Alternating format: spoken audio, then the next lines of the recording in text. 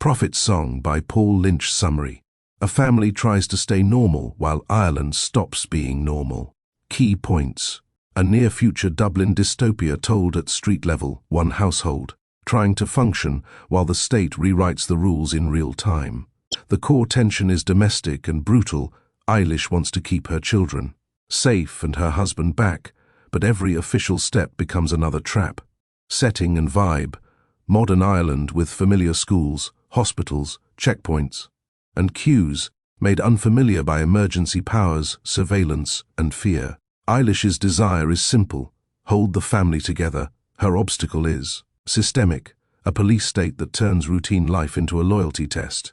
The tone is claustrophobic and relentless, with scenes that don't give you space to breathe, by design. The structure moves like escalation physics, each attempt to fix one problem triggers a worse problem until survival replaces principle.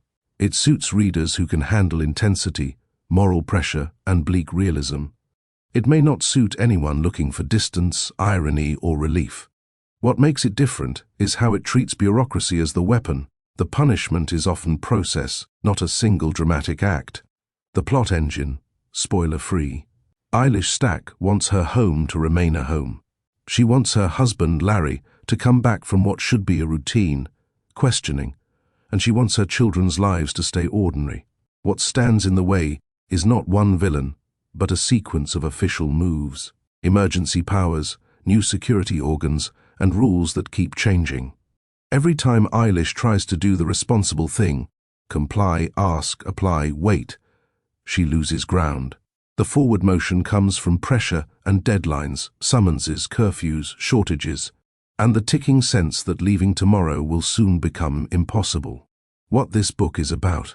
On an ordinary evening made suddenly strange, Eilish opens her front door and finds officers from a newly empowered security apparatus asking for her husband. The request is framed as procedure. The fear is immediate. Larry is not a criminal in the way the regime claims to mean it. He is a teacher and union figure, which becomes enough. When he vanishes into the system, Eilish tries to respond like someone living in a democracy. Phone calls, offices, appointments. The assumption that mistakes get corrected. But the country around her is slipping into something else. Public space changes first, schools, streets, workplaces, then private space follows. The family's calendar fills with new kinds of obligations, documents, lines, permits, warnings, rationing. Eilish's sister, Aine, watches from Canada and pushes her toward escape plans. Eilish stays, partly from loyalty and partly from disbelief. She is still bargaining with normality, still waiting for the world to snap back. Meanwhile, Eilish's children are pulled in different directions: fear, anger, rebellion, resignation.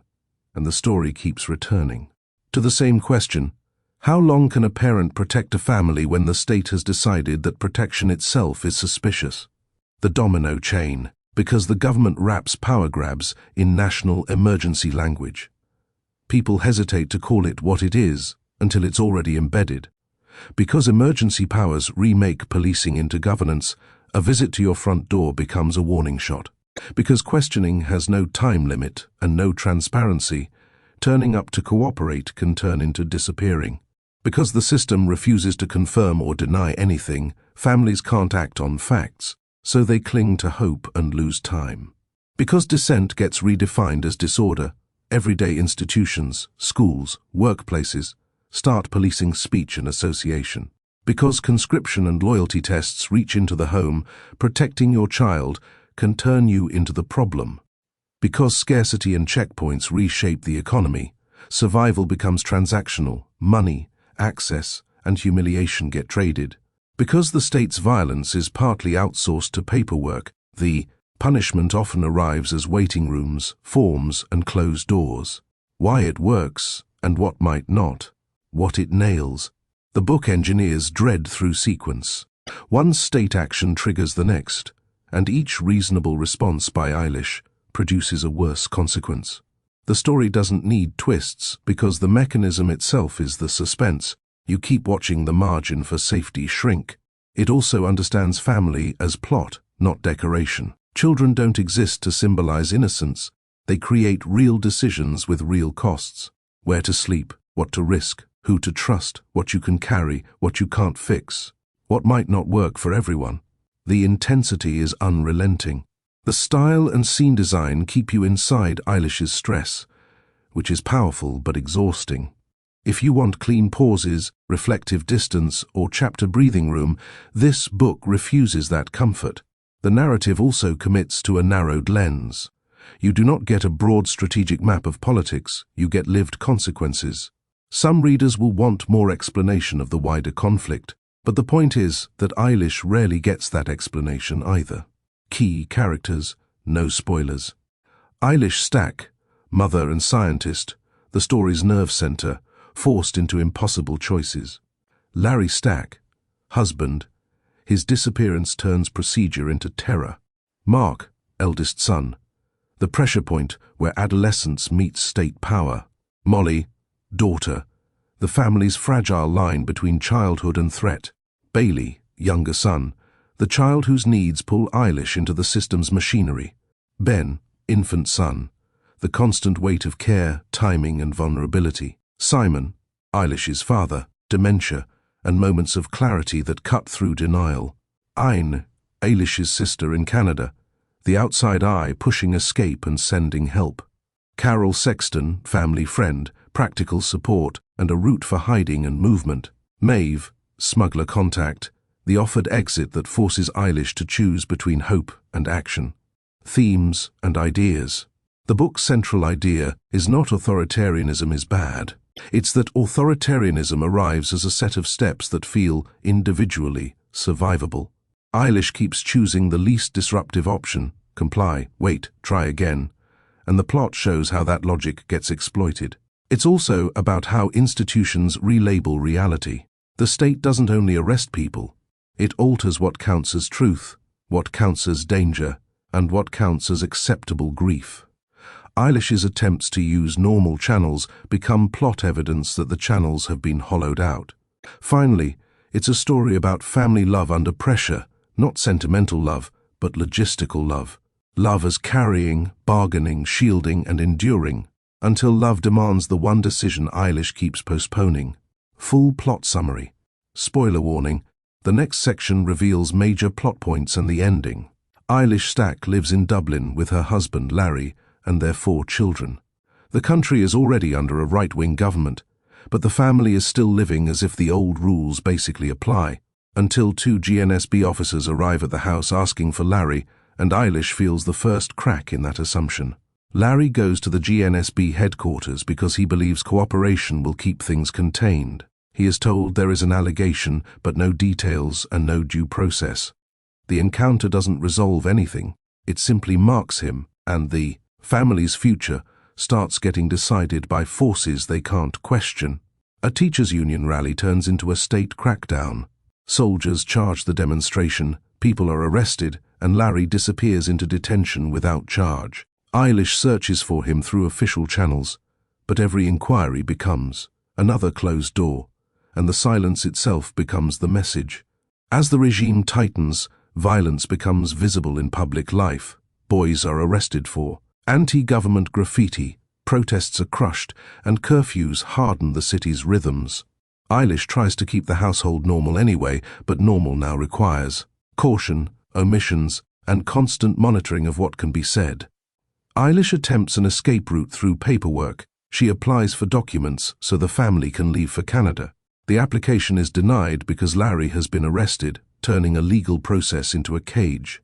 The refusal forces Eilish back into waiting, exactly what the system thrives on. Mark receives a summons for mandatory service, and Eilish reacts like a parent with one remaining lever: hide him. She sends him to stay with Carol Sexton, planning to move him across the border, but Mark refuses to live as prey and vanishes on his own terms. When he later contacts Eilish, it's to say he has joined rebel forces and the family loses him to the war's gravity. The state publishes lists of traitors, including Mark's details, and the consequences arrive fast. Eilish is fired from her job, the home becomes a target for vandalism, and the street starts to police itself through fear and signaling. What began as Larry's disappearance expands into a full family isolation. Eilish is also trying to manage her father, Simon, whose dementia worsens, even as he has flashes of terrifying clarity about what is happening. Aine keeps pushing from Canada, and Maeve appears with a concrete offer, money, false papers, and a plan to get them out. Eilish refuses, insisting the situation will turn, and Larry will return, an act of hope that also burns time. War arrives fully in Dublin. Checkpoints fracture neighborhoods, shortages reshape daily survival and rebel. Forces and state forces trade control in ways that don't make civilians safer. In the churn, Simon disappears, and Eilish learns Aine has managed to get him out. Proof that leaving was possible, and proof that she waited too long to choose it. An airstrike hits Eilish's area, and Bailey is injured, with shrapnel lodged in his skull. Eilish drags him across a damaged city through overwhelmed hospitals and, when he is admitted for surgery, she is forced to leave him overnight. The next morning, she returns through live fire and snipers, only to be told Bailey was transferred to a military hospital beyond her reach. At the military hospital, Eilish is told there is no record of Bailey. She keeps returning, begging, being redirected, and finally is urged to check the morgue. There she searches body bags until she finds Bailey's brutalized body, evidence that the state doesn't only detain, it destroys, and then demands paperwork-level acceptance. Bailey's death breaks the last structure of Eilish's waiting. Using Aine's help, she flees with Molly and Ben toward the border, traveling by bus, van, and on foot through corrupt checkpoints that strip refugees of money and dignity step by step. Each gate is a toll, and each toll is another proof that the rules no longer contain mercy. At the border, an official implies that access to Molly could ease their passage, turning authority into predation. Eilish refuses, shames him, and forces the crossing through payment and confrontation then. Cuts Molly's hair to make her less visible to the men who read vulnerability as permission.